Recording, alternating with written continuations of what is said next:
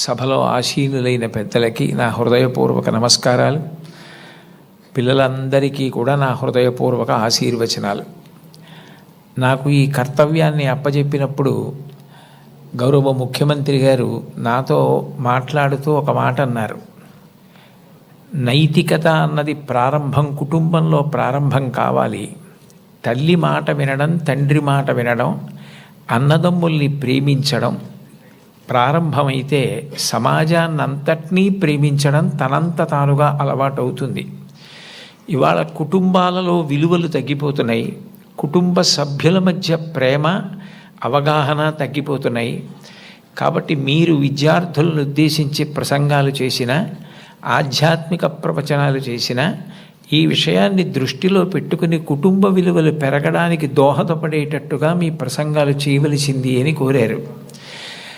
ఇది మొట్టమొదటిసారి ప్రభుత్వ పక్షాన జరుగుతున్నటువంటి విద్యార్థుల సమ్మేళనం కాబట్టి నాకు ఎవరు ఈ కర్తవ్యాన్ని అప్పచెప్పారో వారు నాకు చేసిన సూచనని నేను ఔదల దాల్చవలసి ఉంటుంది. కాబట్టి వారు చేసిన సూచనతోటే నా ప్రసంగాన్ని ప్రారంభం చెయ్యాలి అని నేను అనుకున్నాను. కుటుంబం అనేది భగవంతుడు మనకిచ్చిన గొప్ప వరం. తల్లి కడుపున పుడతాం. నిజానికి ఈ తల్లి కడుపున పుట్టాలి అని ఎవరు నిర్ణయించుకోరు. అమ్మ కడుపులో కటిక చీకట్లో తల కిందకి కాళ్ళు పైకి పెట్టి 9 నెలలు పెరిగిన తరువాత తాను విసర్జించిన మలమూత్రములలో ఉంచి పుట్టినటువంటి క్రిమికీటకములే కోమలమైన తన శరీరాన్ని కొరుకుతుంటే బాధపడలేక చిట్ట చివరికి ప్రసవమై తల్లి కడుపులోంచి బయటికి వచ్చినటువంటి శిశువు ఒక్కసారి 6 అడుగుల ఎత్తు ఉన్నటువంటి పెద్ద పెద్ద ఆకారాలు, దీపాలు, కాంతి, దానికి తోడు మాటలు ఇవన్నీ వినపడి శరీరావయవములు పనిచేయడం ఆగిపోయి మూత్రపిండాలు, గుండె మొదలైనటువంటివి కూడా ఆగిపోయే పరిస్థితి ఏర్పడితే అప్పుడు అమ్మ తొలి దైవమై ఆమె యొక్క స్థలము నుండి కోలోస్ట్రం అనబడేటటువంటి పసుపు పచ్చటి ఎరుపు రంగులో ఉన్న ముద్ద, ఒక ద్రవం విడుదలవుతుంది. అది భగవంతుడు పెట్టినటువంటి ఒక గొప్ప వ్యవస్థ.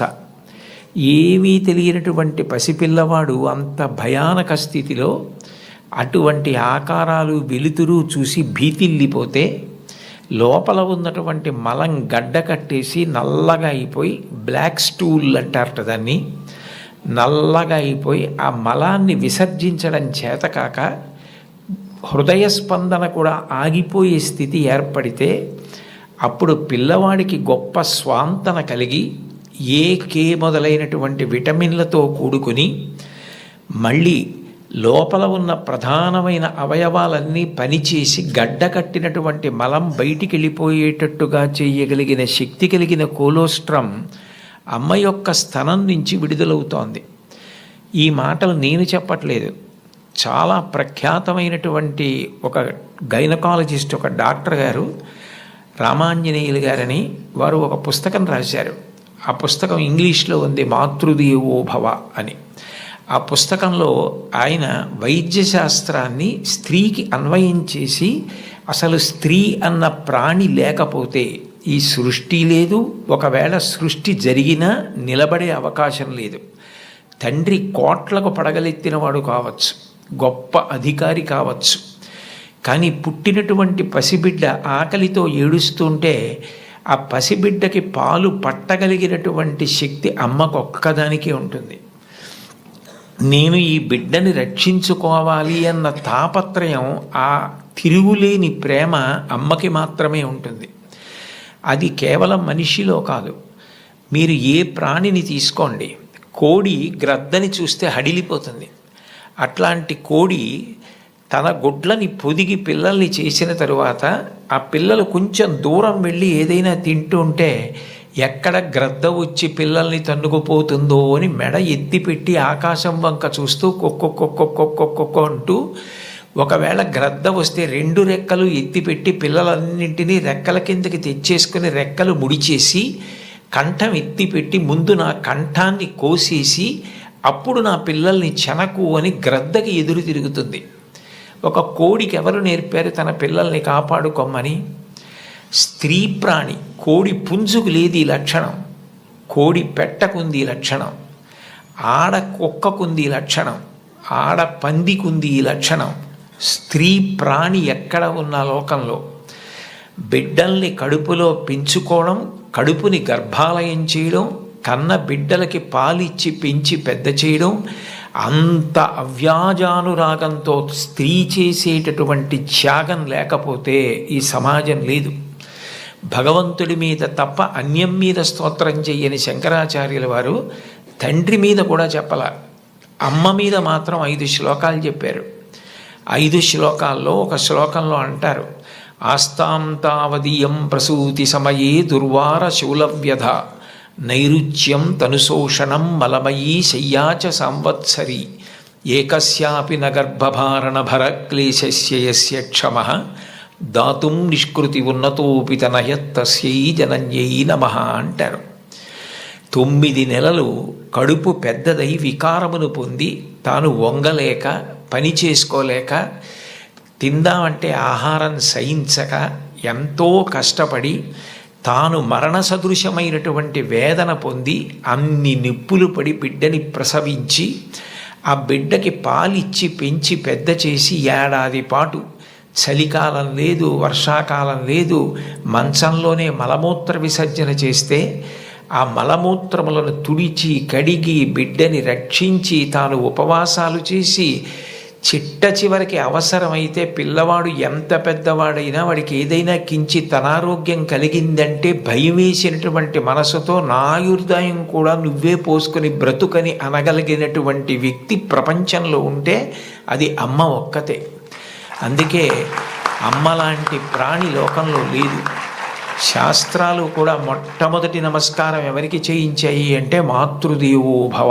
మాతృదేవో భవ అంటే భగవంతుడు అమ్మ రూపంలో ఉన్నాడు అని కాదు దాని అర్థం.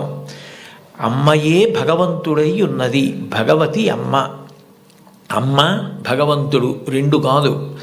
ఎందుకనంటే ప్రాణం పోయేటప్పుడు కూడా ఎక్కడ కొడుక్కి ఇబ్బంది కలుగుతుందోనని కొడుక్కి ఇబ్బంది కలగకుండా వాడికి ఏ విధమైనటువంటి క్లేశము పొందకుండా తాను వెళ్ళిపోవాలని తల్లి కోరుకుంటుంది.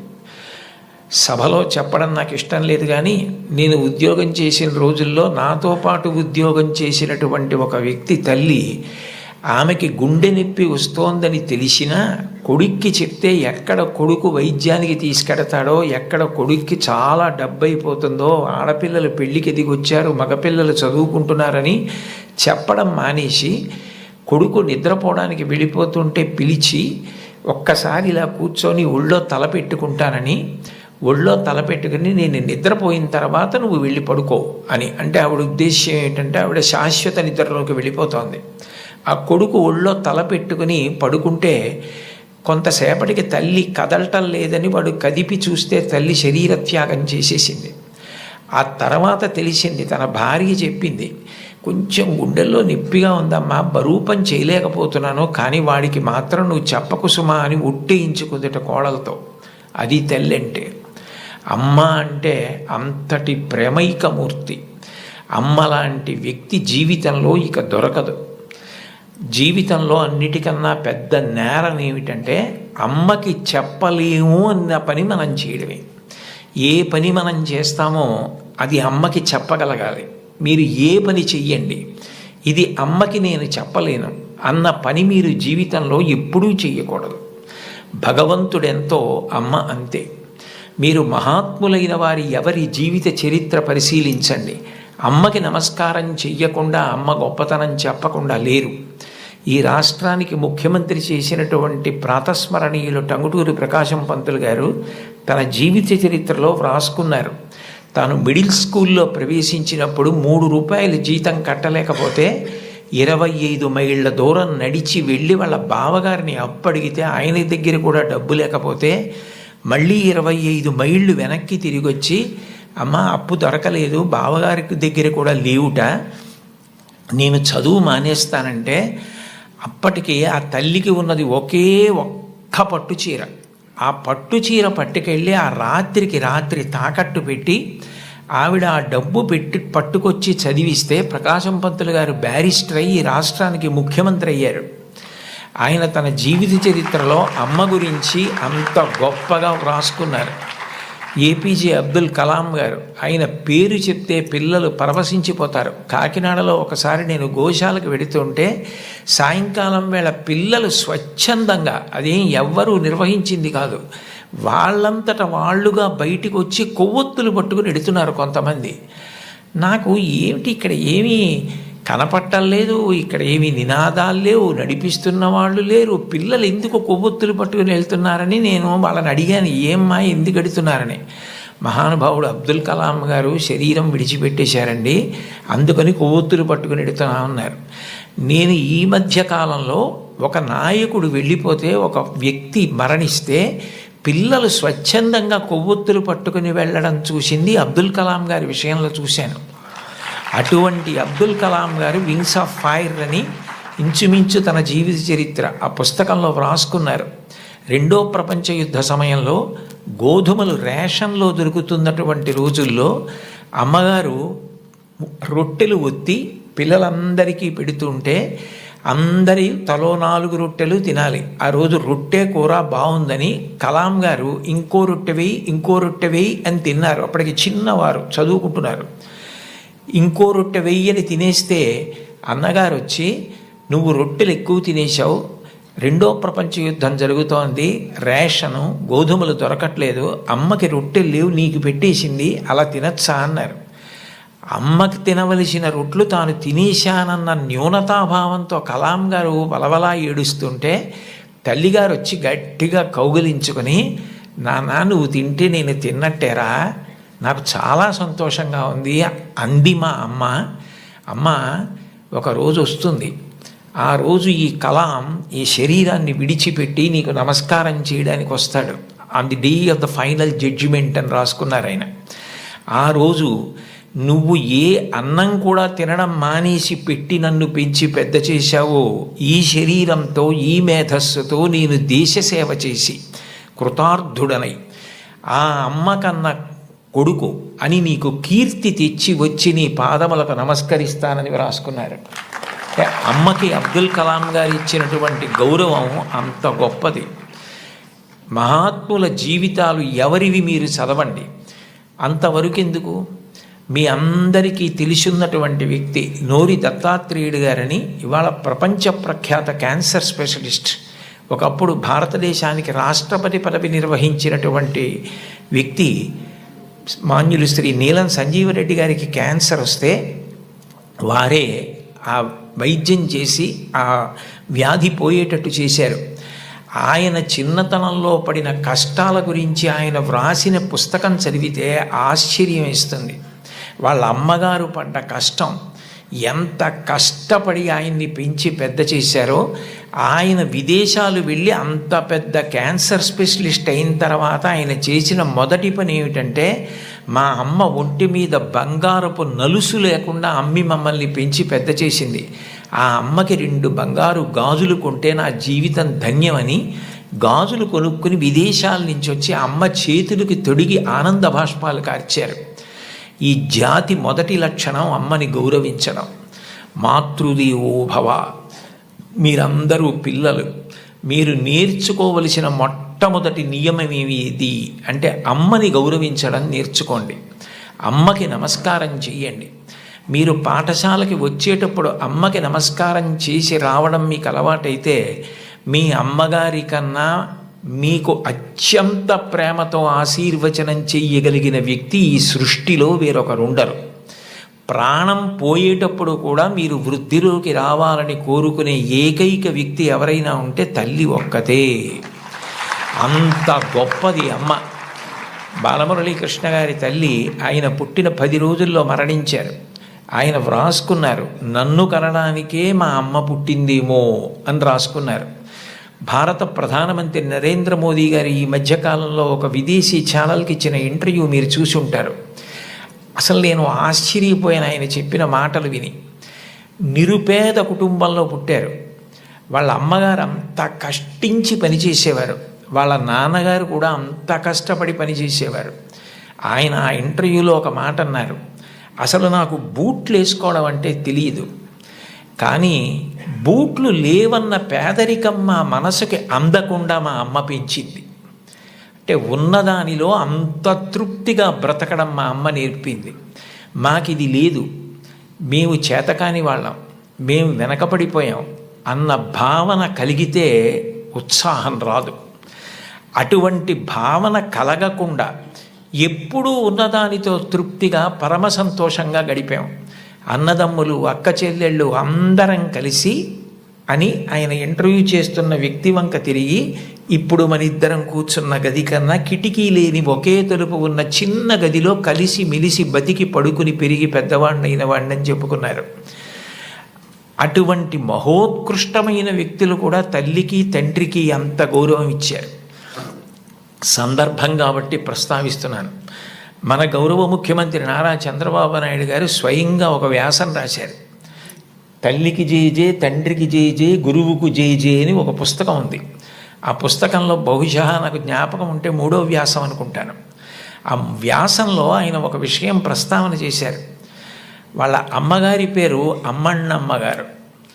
ఆవిడ చిన్నతనంలో చంద్రబాబు నాయుడు గారిని పిలిచి ఒక కథ చెప్పారట.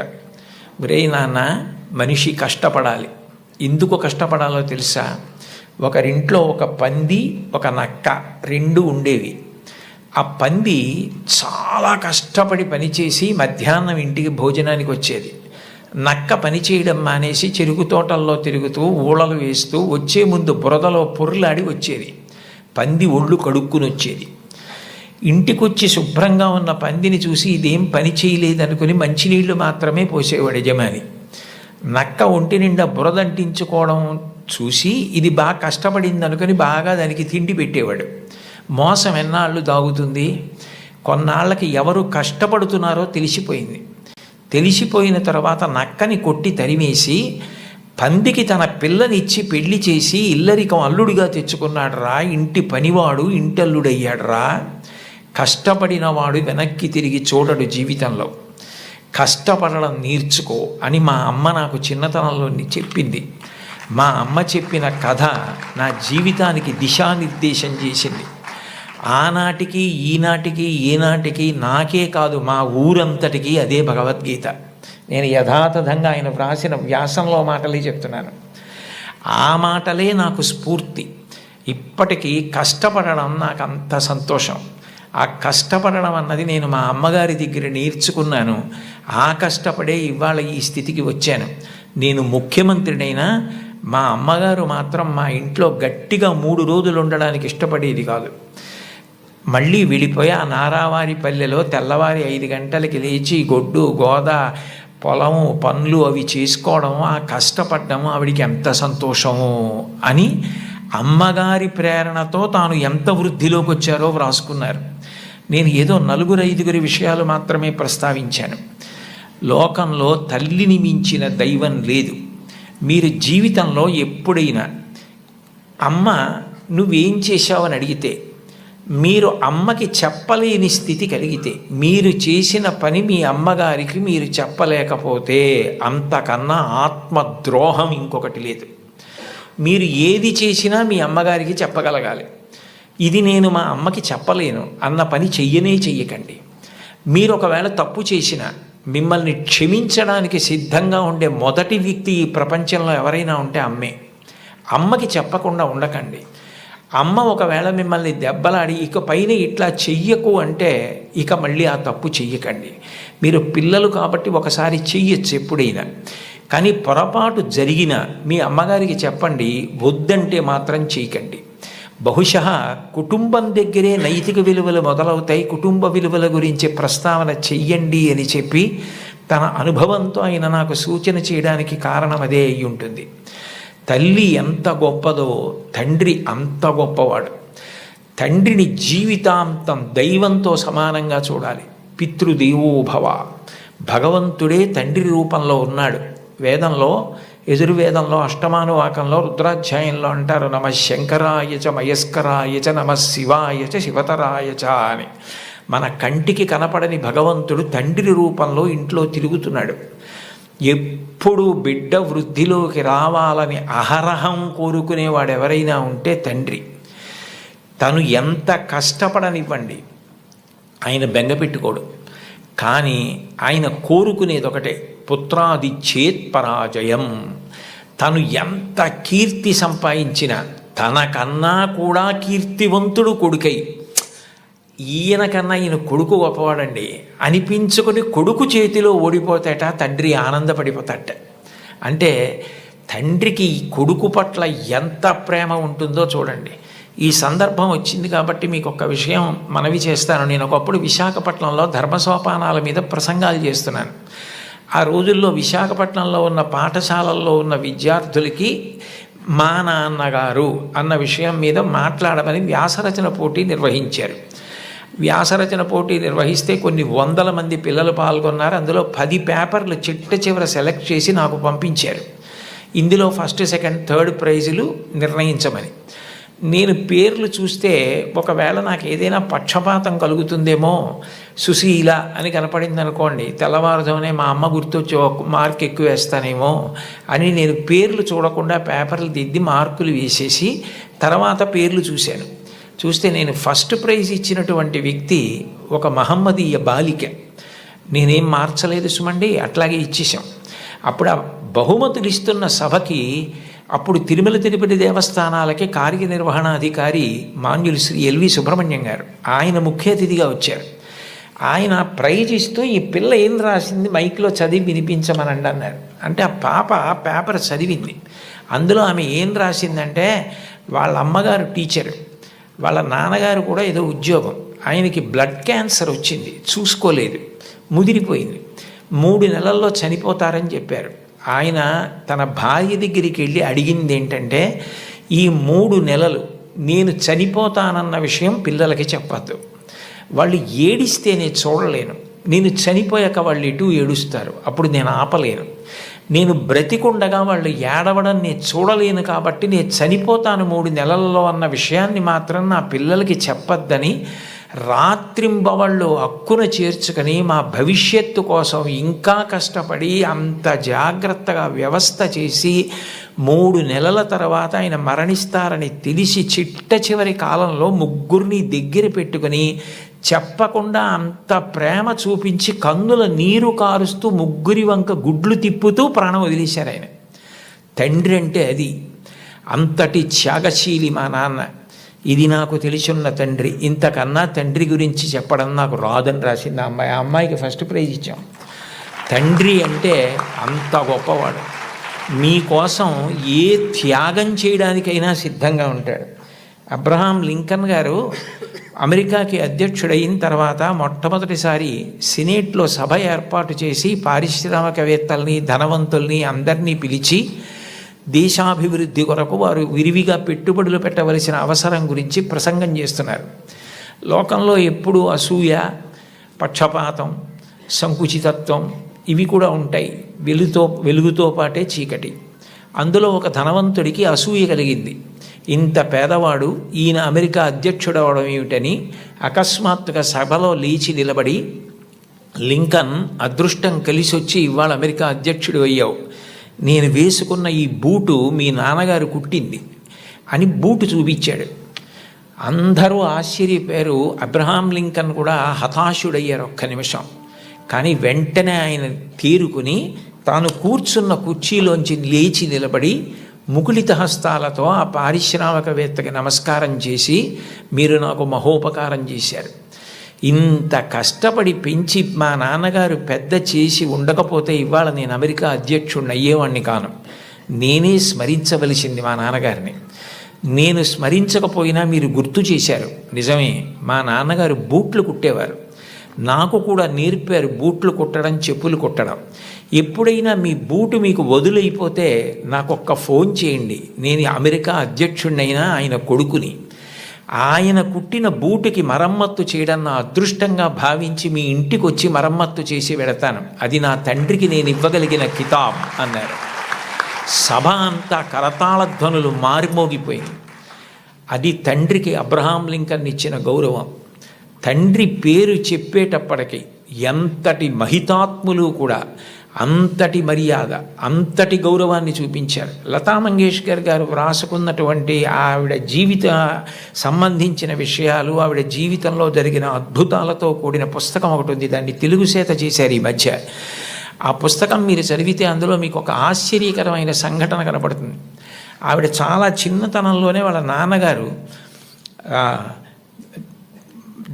దీననాథ మంగేష్కర్ వారు ఆవిడికి హిందుస్థానీ సంగీతం నేర్పారు. తండ్రి గారి దగ్గరే నేర్చుకున్నారు సంగీతం. చాలా చిన్న పిల్లప్పుడే ఆవిడికి ప్రథమ బహుమతి వచ్చింది పిల్లల్లో. దిల్ రుబా అని సంగీత పరికరాన్ని ఆవిడికి ఆ రోజుల్లో బహుమానంగా ఇచ్చారు. ఆవిడ ఎంతో అపూర్వంగా తెచ్చి పిల్లకి మొట్టమొదట వచ్చిన బహుమానం కాబట్టి ఇంట్లో పెట్టుకుని దాన్ని అత్యంత విలువగా చూస్తూ ఉండేవారు. ఒక రోజున ఇంట్లో ఎలక ప్రవేశించి బట్టలు అవి కొట్టేస్తోంది. ఆ ఎలక ఒక చోట నిలబడి కనపడింది. వాళ్ళ నాన్నగారు ఆ ఎలకని చంపుదామని చేతికి ఆ దిల్ రుబా అన్న వాద్య పరికరం దొరికితే అది తీసి ఎలకని కొట్టారు. ఆ ఎలక్కి దెబ్బ తగిలింది, పడిపోయింది. కానీ ఈ దిల్ రుబా అన్న సంగీత పరికరం విరిగిపోయింది. ఈ పిల్ల ఏడుపు మొదలుపెట్టింది. లతా మంగేష్కర్, నాకు వచ్చిన మొదటి బహుమతి ఈ పరికరం, మీరు విసిరేశారు ఎలక మీదకి, విరిగిపోయిందని. వాళ్ళ నాన్నగారి దగ్గరికి పిలిచి కౌగిలించుకొని ఆ పిల్లతో అన్నారు, చూడు, ఇట్లాంటి బహుమానాలు నీకు జీవితంలో పెద్ద పెద్ద ఇళ్ళు కట్టి పెట్టుకున్నా కూడా సరిపోనని వస్తాయి. బహుమానాల మీద నువ్వు ఆర్తిని పెంచుకోకు. నీలో ఉన్న కళ పెరగడానికి నువ్వు పరిశ్రమ చేయడం నిరంతరం చెయ్యి. నీ కళని పెంచుకోవడం మీద ఆర్తి నీకు నిలబడితే నీ వెంట ఇట్లాంటి బహుమానాలు పరుగులు పెడతాయన్నారు. భారతరత్న వచ్చిన తరువాత, పద్మవిభూషణ్ వచ్చిన తరువాత వాళ్ళ అమ్మగారు ఆహా అన్నప్పుడు ఆవిడ సభలో ఈ విషయం చెప్పారు. వాళ్ళ నాన్నగారిని గుర్తు చేసుకొని, మా నాన్నగారు చెప్పిన ఆ మాట నన్ను జీవితంలో నిలబెట్టిందని 2 సంఘటనలు చెప్పారు ఆవిడ. 2 అణాల నాణ్యం ఉండేది ఆ రోజుల్లో. ఆ 2 అణాల నాణ్యం, చల్లని నాణ్యం ఒకటి ఇంట్లో ఉంది, ఓ పక్కన పడేసి. ఓ పిల్లాడు నేను మారుస్తాను ఈ నాణ్యమని దుకాణానికి పట్టుకెళ్ళి ఏదో వస్తువులు అడిగితే ఆ చిల్లర నాణ్యం చూసి ఆ సరుకులమ్మే వ్యక్తి ఇది చల్లని నాణ్యం అవతల పోవని పంపించేశాడు. లతా మంగేష్కర్ చిన్నపిల్ల గౌన్లు వేసుకొని తిరుగుతున్న రోజులు, నేను చూడు వెళ్ళి విజయం సాధించి సరుకులు పట్టుకొస్తానని పరిగెత్తికెళ్ళి గల్లా పెట్టెని ఉండేది, అది పెట్టె తెరవక్కర్లేదు, కన్న ఉండేది, అందులోంచి నాణ్యాలు పడేసేవారు పూర్వం. ఆమె వెళ్ళి ఇదిగో బేడ అంటే 2 అణాల నాణ్యం అనమాట, ఆ కన్నంలోంచి లోపల పడేసి కావలసిన వస్తువులను తీసుకుని వచ్చేసింది ఇంటికి. వస్తువుని ఆ పిల్లాన్ని చూసి, చూడు నువ్వు వెళ్ళి చల్లని బేడతో ఏం తేలైపోయావు, నేను తెచ్చానంది. ఆ మాట విన్నారు. విని లోపల నుంచి బయటికి వచ్చి దీననాథ్ మంగేష్కర్, నువ్వు నీ గొప్ప కాదు, నువ్వు నా కూతురువని మీ పెట్టెలో పడేశాను ఇవ్వండి అంటే తీసి చూడకుండా వస్తువులు ఇచ్చేశాడు. కానీ ఇవాళ సాయంకాలం ఆయన డబ్బులు లెక్క పెట్టుకుంటాడు. చల్లని బేడ దొరుకుతుంది, గుర్తు పట్టచ్చు పట్టకపోవచ్చు. నువ్వు ఇలా మోసం చేయడం ఈ వయస్సులో నేర్చుకుంటే నీ జీవితం ఎలా వృద్ధిలోకి వస్తుంది, నువ్వు ఎట్లా బాగుపడతావు? ఈసారికి నీకు చిన్నతనం కలిగితే కలిగింది, నీకు ఇంకొక బేడ ఇస్తాను, ఈ బేడ పట్టుకెళ్ళి నువ్వు ఆయనకి ఇచ్చేసి, అయ్యా నేను మిమ్మల్ని మోసం చేశాను, మీ గళ్ళాపెట్టెలో వేసింది సరి అయిన బేడ కాదు, నేను తప్పు చేశాను, ఇంకెప్పుడు ఇట్లాంటి పని చేయను, నా తండ్రికి అగౌరవం తేను, మా నాన్నగారికి ఈ విషయం తెలియదు, నన్ను మందలించి పంపారు అని చెప్పి వెళ్ళి ఇచ్చేసి వచ్చేసేయండి. ఆమె ఆ నాణ్యం పట్టుకెళ్ళి ఇచ్చేసి క్షమాపణ చెప్పి వచ్చేశారు. ఆ సంఘటన నా జీవితాంతం నాకు జ్ఞాపకం ఉండిపోయింది. ఆ పైన నా జీవితంలో నేను ఎప్పుడూ ఎవరిని మోసం చేయడానికి ఇష్టపడలేదు. మా నాన్నగారి ముఖం, ఆయన మాట గుర్తొచ్చింది అని చెప్పుకుందావిడ. తండ్రి మాట పిల్లల్ని చిక్కుతుంది. తండ్రి మాట పెడచెవిన పెట్టకండి. తండ్రి గారు మిమ్మల్ని ప్రేమగా పిలిచి చెప్పినా, కోపంగా చెప్పినా, తండ్రి యొక్క వ్యధ, ఆయన హృదయంలో మీరు పాడైపోకూడదన్న ఆర్తి ఉంటుంది తప్ప మిమ్మల్ని ఏదో దండించాలనేటటువంటి తాపత్రయం ఉండదు. తండ్రి మిమ్మల్ని ఎప్పుడు ఏ మాట అన్నా దాన్ని ప్రేమతో, నాన్నగారు తప్ప ఎవరంటారు ఇట్లా, ఆయనకి తప్ప అధికారం ఎవరికి ఉంది, మా అమ్మకి తప్ప ఎవరికి ఉంది అధికారం అని మీ అమ్మగారి మాట, నాన్నగారి మాట వినడం మీరు నేర్చుకోండి. మీకు తెలియకుండానే మీకు నైతిక విలువలు చాలా అలవాటు అవుతాయి. ఎందుకంటే మీరు పాడయ్యే మాటలు, మీరు పాటించకూడని మాటలు మీ తల్లిదండ్రులు మీకు ఎప్పుడూ చెప్పరు.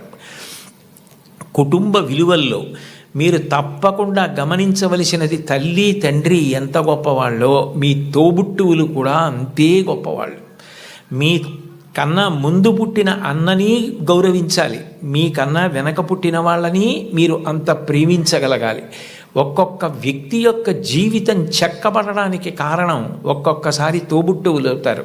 Playing it in my way అని సచిన్ టెండూల్కర్ ఒక పుస్తకం రాశారు. మీరందరికీ పిల్లలు కాబట్టి మీకు బహుశా సచిన్ టెండూల్కర్ గారంటే చాలా ప్రీతి ఉంటుంది. మీరు ఆయన రాసిన పుస్తకం చదివారేమో అని నేను అనుకుంటున్నాను, కొంతమంది పిల్లలైనా. అందులో ఆయన ఒక విషయం రాశారు.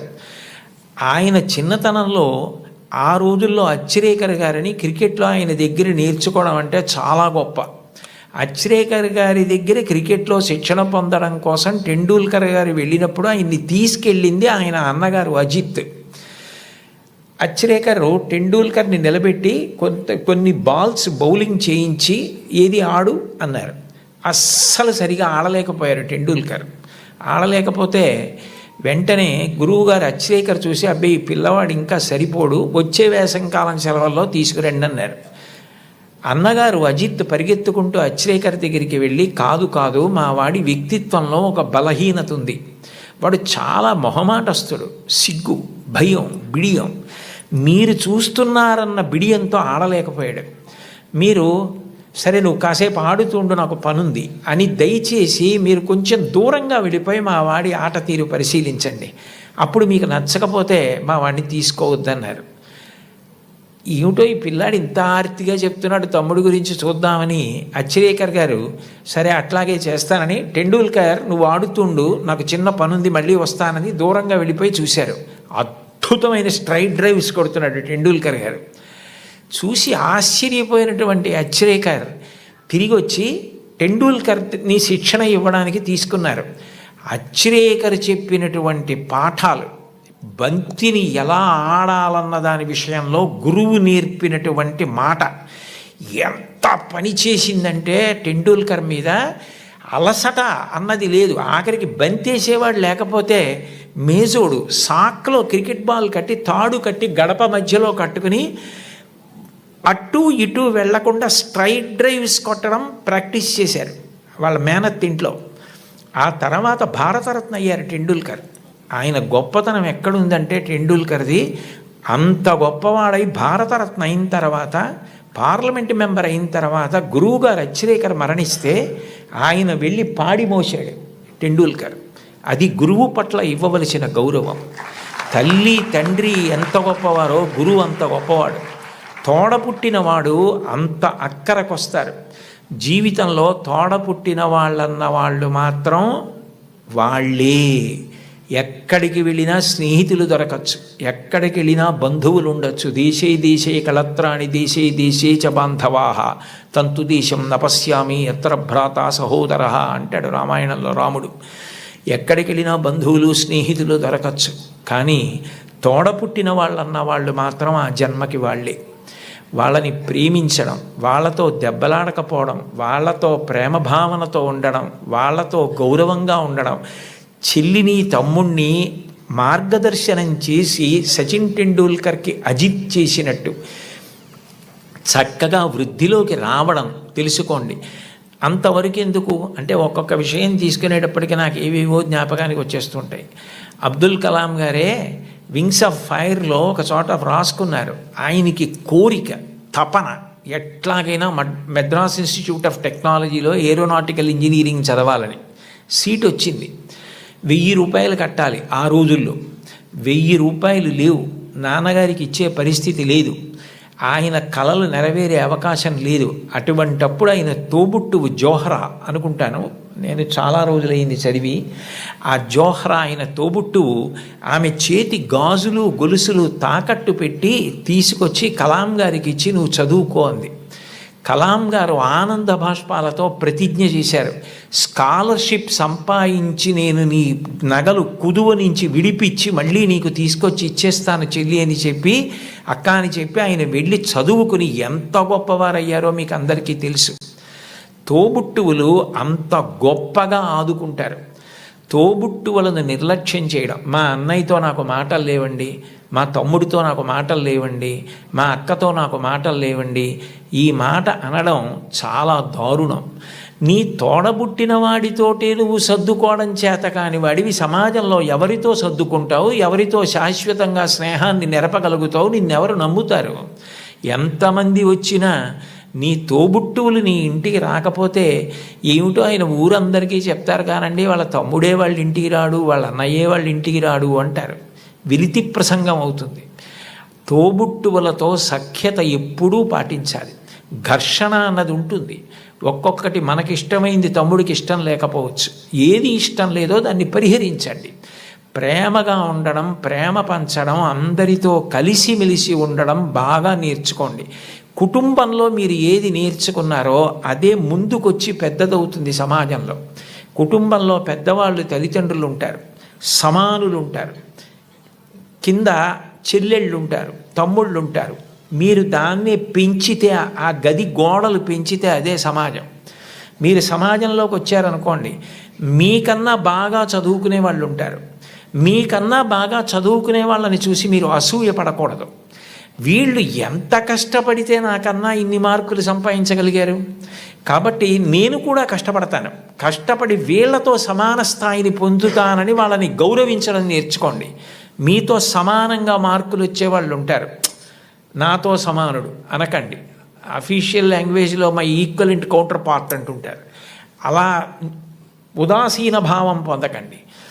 నాతో సమానుడు అంటే నేను ఎంత కష్టపడితే నాకు ఈ మార్కులు వచ్చాయి, అతను కూడా అంత కష్టపడితే కదా వచ్చాయి, కాబట్టి ఇతన్ని నేను గౌరవించాలని ప్రేమించండి. మీకన్నా తక్కువ వాళ్ళు ఎప్పుడన్నా కనపడ్డారనుకోండి, సమాజంలో మనకన్నా కింద ఉన్నవాడు, మనకన్నా పైనున్నవాడు, మనకన్నా సమానుడు కనపడకుండా ఉండడు. ఈ ముగ్గురు కనపడి తీరుతారు మీకు. మీకన్నా చిన్నవాడు కనపడితే మీరు పరిహసించడం, వెటకారం ఆడడం, వాళ్ళని తక్కువ చేసి చూడడం నేర్చుకుంటే అంతకన్నా మానవత్వానికి చేటు ఇంకొకటి లేదు. మనకన్నా ఎవరైనా తక్కువలో కనపడితే వాళ్ళు వృద్ధిలోకి రావాలని మనస్ఫూర్తిగా భగవంతుణ్ణి ప్రార్థించాలి. వాళ్ళు గౌరవింపబడాలి అని కోరుకోవాలి. అంతేకాని తక్కువ చేసి చూడడం అన్నది జీవితంలో ఎప్పుడూ నేర్చుకోకూడదు. నీ తమ్ముడైతే నీ తమ్ముడికి ఒక్క మార్కు తక్కువ వస్తే వాడికి రావాలని ఎలా కోరుకుంటావో, నీ కుటుంబం గదులు ఆ గోడలు పోతే అది పెద్దదైతే అది సమాజం అవుతుంది. నువ్వు ఇంట్లో ఏం నేర్చుకున్నావో అదే రేపు సమాజంలో నువ్వు అమలు చేయగలుగుతావు. నీ ఇంట నీ తల్లిదండ్రుల్ని గౌరవించడం చేత కాకపోతే నీ గురువుని గౌరవించలేవు, నువ్వు ఎవ్వరినీ గౌరవించలేవు, ఎవ్వరిని గారిని సంబోధించలేవు. ఎంతటి మహాత్ముడు కానివ్వండి, ఆయన్ని ఏకవచన ప్రయోగం చేసి వాడు వీడు అని మాట్లాడడం అలవాటు అవుతుంది. మన ఎదురుగుండా ఉన్నారా లేరా అని కాదు, పెద్దల గురించి మాట్లాడేటప్పుడు గౌరవంగా సంబోధించి మాట్లాడడం. పెద్దల పట్ల మాట్లాడేటప్పుడు మనం అనవసరంగా విమర్శించడం మర్యాద కాదు. వారి పట్ల మనం కృతజ్ఞతతో మర్యాదగా ఉండడం నేర్చుకోవాలన్నది మీరు చిన్నతనంలో తరగతి గదిలో అభ్యాసం చేసినది ఏదుందో రేపు పౌరులైన తర్వాత సమాజంలో మీరు అదే చెయ్యడం కొనసాగింపుగా చేస్తారు. అందుకని మీరు తరగతి గదిని కేవలం పాఠాలు చదువుకోవడానికి మాత్రమే పనికొచ్చేటటువంటి వ్యవస్థగా చూడకండి.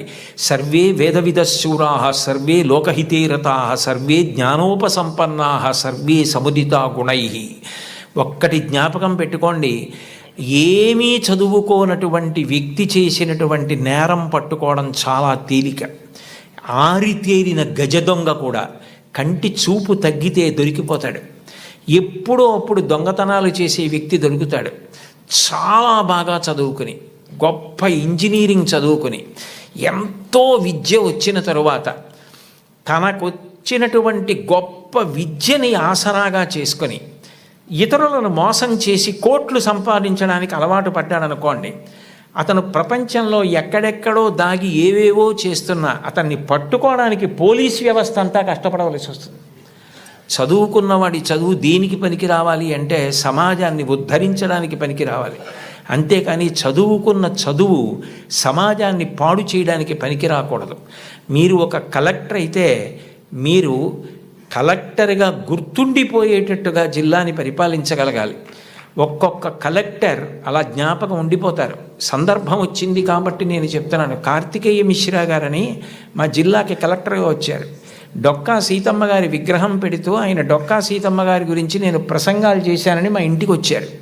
మా ఇంటికి వచ్చి ఆయన వచ్చినప్పుడే నేను మంచినీళ్ళు బయట నుంచి కొని తెచ్చుకుంటుంటే ఆయన చూశారు.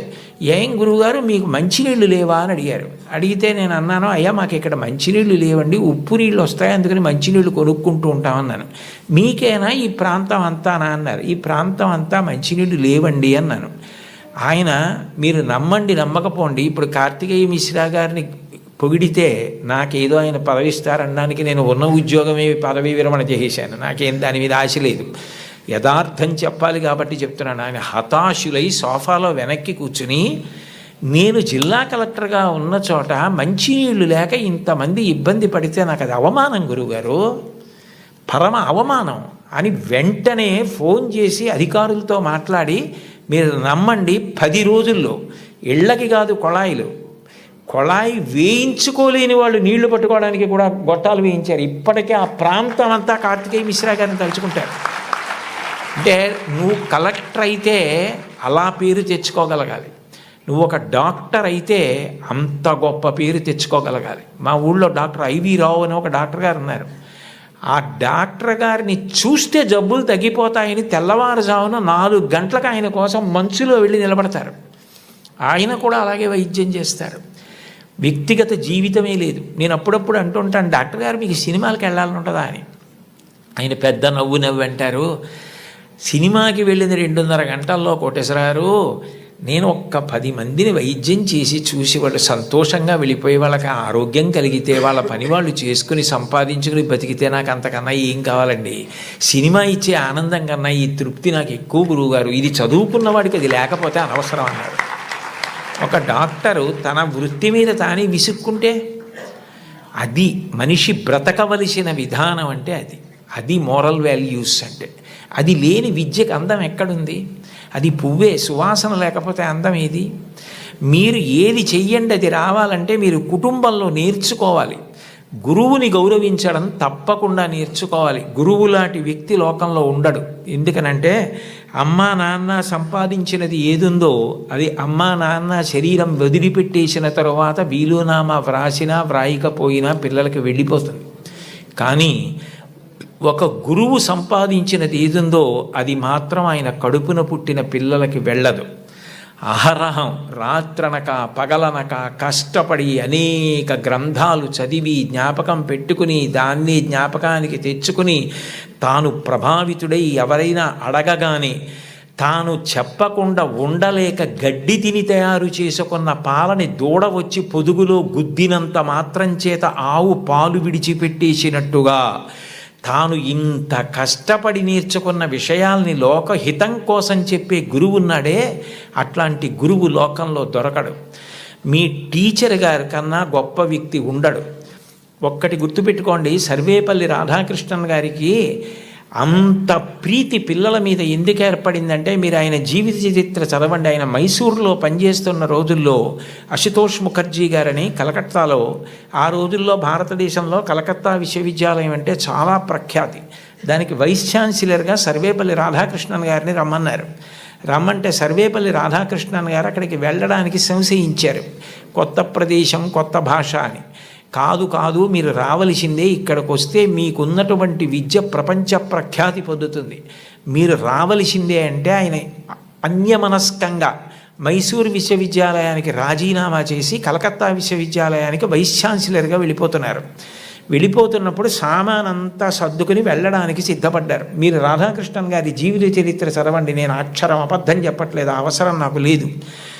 గుర్రబండిలో మైసూర్ రైల్వే స్టేషన్కి వెళ్ళడానికి సర్వేపల్లి రాధాకృష్ణన్ గారు సిద్ధపడుతుంటే పిల్లలందరూ వచ్చి విశ్వవిద్యాలయం నుంచి మీలాంటి గురువు మాకెక్కడ దొరుకుతాడు, మీరు చెప్పిన పాఠాలతో మేము ఇన్ని విషయాలు నేర్చుకున్నాం, మీరు గుర్రాలు లాగిన బండిలో వెళ్ళడానికి వీల్లేదని వీధులన్నీ మైసూర్ స్టేషన్ వరకు పువ్వులు చల్లి పిల్లలు గుర్రపు బండిని లాగి ఆ దంపతుల్ని కూర్చోపెట్టి మైసూర్ స్టేషన్కి తీసుకెళ్లారు.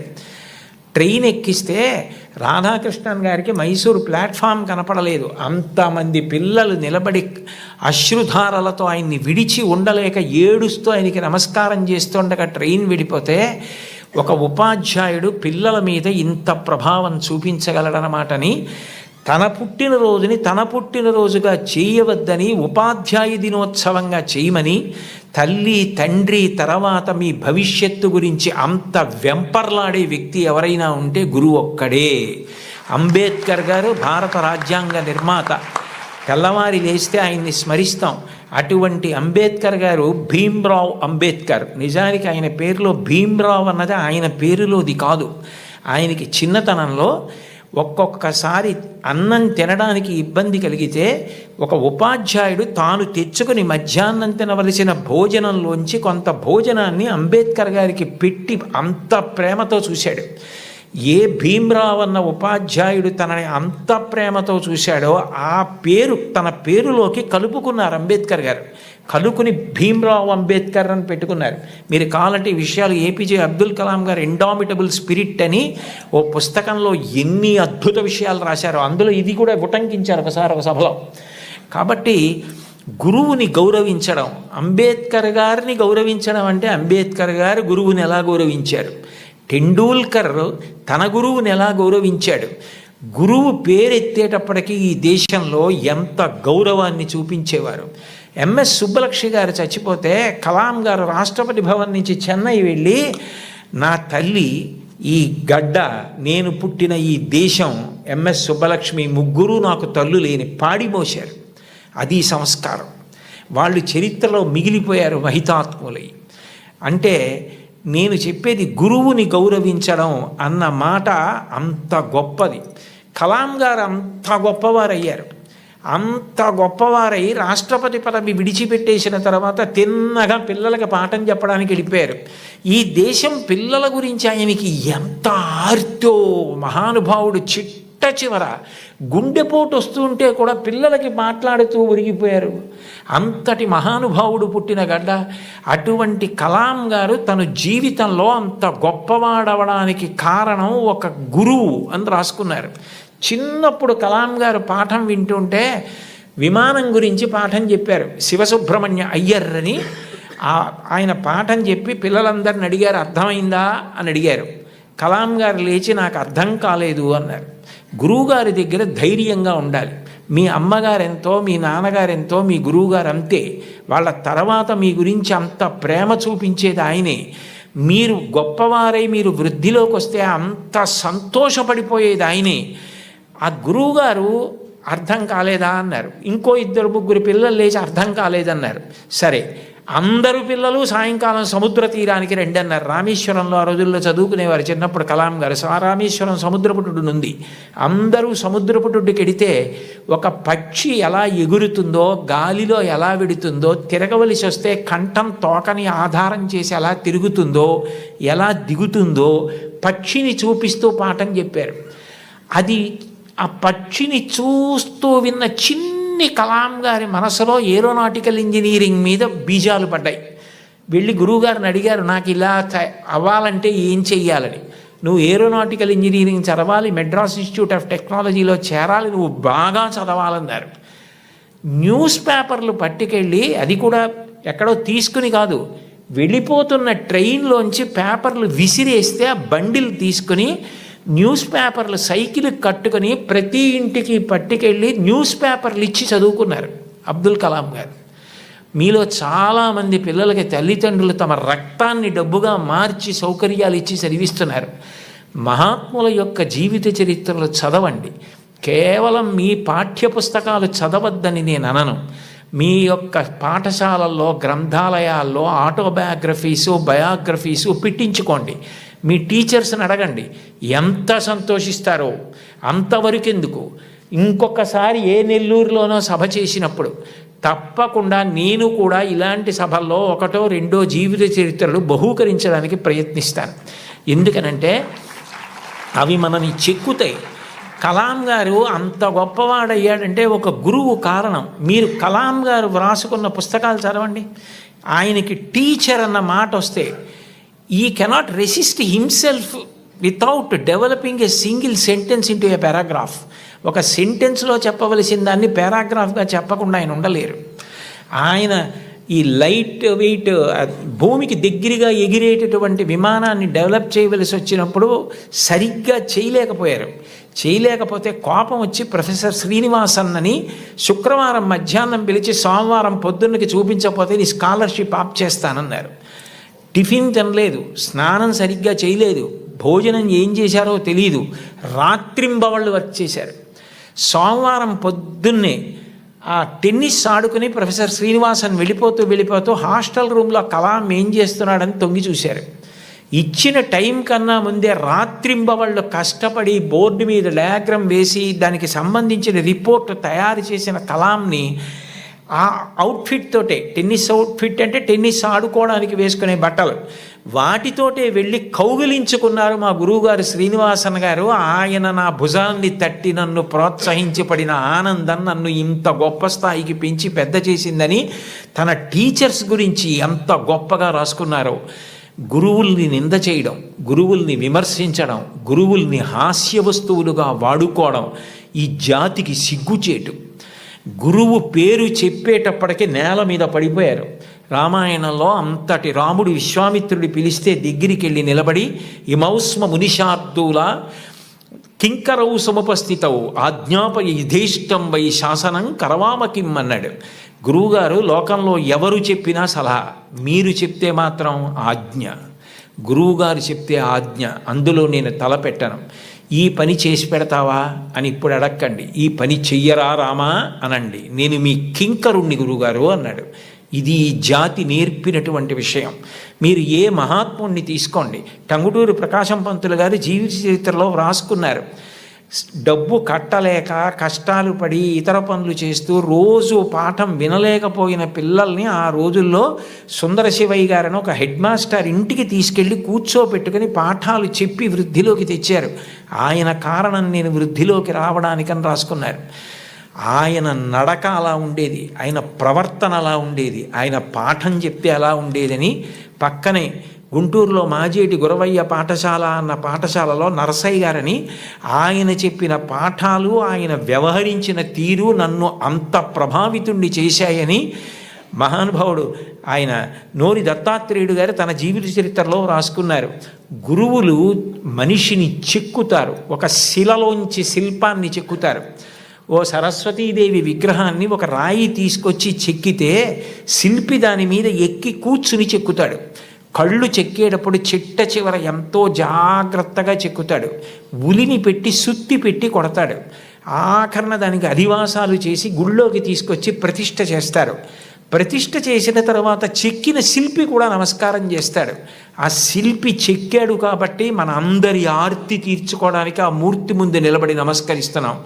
ఈ సమాజంలో గౌరవింపబడిన మహనీయులందరూ గురువులు చెక్కిన శిల్పాలే, అది వాళ్ళే వ్రాసుకున్నారు. గురువుని గౌరవించడం అన్నది అంత గొప్ప ఈ జాతిలో. తల్లిని గౌరవించండి, తండ్రిని గౌరవించండి, మీ తోబుట్టువుల్ని ప్రేమగా చూడండి, మీ తోటివారిని ప్రేమించండి, గురువుల్ని గౌరవించండి. మీరు నైతిక విలువలతో మీరు మీ వీధిలో ఉంటే ఆయన మా వీధిలో ఉన్నాడని వీధిలో వాళ్ళు పొంగిపోవాలి. మీరు కుటుంబంలో ఉంటే వాడు మా అన్నయ్య, మా తమ్ముడు, మా కుటుంబ సభ్యుడు, నా కొడుకు అని తల్లిదండ్రులు పొంగిపోవాలి. మా ఊరి వాళ్ళు పొంగిపోవాలి, దేశం పొంగిపోవాలి. అంతటి వారు అయి తీరుతారు. అందుకేనేమో వయసు రీత్యా, అనుభవం రీత్యా జీవితంలో ఎన్నో విషయాలు ఎన్ని వేల మందితోనో సమన్వయమైనటువంటి అంత అనుభవంతో, అంత ఆర్తితో మీ అందరూ వృద్ధిలోకి రావాలని, కేవలం చదువు కాదు దానితో పాటు మీకు నైతిక విలువలు అందాలని, మీరు మంచి పిల్లలని పేరు తెచ్చుకోవాలని ఎంతో తాపత్రయపడి ముఖ్యమంత్రి గారు నిజానికి నేను ఎక్కడో నెల్లూరులో ఉంటే నాకు ఫోన్ చేసి మీరు ఈ పని చేసి పెట్టాలి అని అడిగితే నేను ఎక్కువ ఆధ్యాత్మిక ప్రవచనాల మీద ఆసక్తి చూపిస్తాను. కానీ ఆయన అంత ఆర్తిగా అడిగినప్పుడు పిల్లల కోసం నేను చెయ్యగలిగినది చేసి పెడదామని తప్పకుండా చేస్తానండి అని వారిని గౌరవంగా కలిసినప్పుడు వారు నాకు మొట్టమొదట కోరినది ఏది అంటే కుటుంబ విలువల గురించి తప్పకుండా చెప్పండి కోటేశ్వరరావు గారు. ఇంట్లో తల్లిని, తండ్రిని, గురువుని, తోబుట్టువుల్ని గౌరవిస్తే పిల్లలు మంచి వాళ్ళు అవుతారు. పిల్లలు మంచి వాళ్ళైతే వాళ్ళు మంచి పేరు తెచ్చుకుంటే, వృద్ధిలోకి వస్తే, దురలవాట్లకి దూరంగా ఉంటే అంతకన్నా మీకు కానీ నాకు కానీ ఏం కావాలి? అందుకని ఇది మీరు చేసి పెట్టాలి అన్నారు. ఆ స్థాయిలో ఉన్న వ్యక్తి నిజానికి అంత బతిమాలి అడగక్కర్లేదు. అంటే ఆయనకి మీ మీద ఎంత తాపత్రయం ఉందో అర్థం చేసుకోండి. నిజానికి నేను ఈ పదవి ఏ గౌరవం కోసం కానీ, ఈ పదవి ఏదైనా ప్రయోజనం కోసం కానీ నేను స్వీకరించినది కాదు. ఒక రాష్ట్రాన్ని నడిపించే వ్యక్తి అంత తాపత్రయపడ్డారు. నేను దానికి ఏమాత్రమైనా ఉపయోగపడితే అంతకన్నా నాకు సంతోషమే ఉంటుంది. కోన శశిధర్ గారితో మాట్లాడుతూ నేను అన్నాను, నేను ఆఖరి 10 ఓవర్స్ ఆడుతున్నానండి, నాకు 66 ఏళ్ళు వచ్చాయి, ఇంకొక 10 ఏళ్ళు మహా అయితే ఇంత స్వేచ్ఛగా సమాజంలో తిరిగి చెప్పగలనేమో. ఈ సమయం నేను పిల్లలకి కొంత కేటాయించి చేయగలిగితే నాకు అంతకన్నా ఆనందం ఏముంటుంది అని ఒప్పుకున్నాను. కాబట్టి నేను చెప్పిన ప్రతి మాట నా గుండెల్లోంచి వచ్చింది తప్ప నా నోట్లోంచి వచ్చింది కాదు. కాబట్టి మీ అందరూ చక్కగా క్రమశిక్షణతో వృద్ధిలోకి వచ్చి మంచి పేరు ప్రఖ్యాతులు తెచ్చుకోవాలని నేను త్రికరణ శుద్ధిగా శారదామాత పాదార విందములకు శిరసు తాటించి సాంజలిబంధకంగా నమస్కరిస్తూ, ఇంత గొప్ప సదస్సులో పిల్లల కోసం ఇంత ఆర్తితో ఏర్పాటులు చేసిన చోట మాట్లాడడానికి అవకాశం ఇచ్చిన పెద్దలందరికీ నా హృదయపూర్వక కృతజ్ఞతలు ఆవిష్కరిస్తూ స్వస్తి.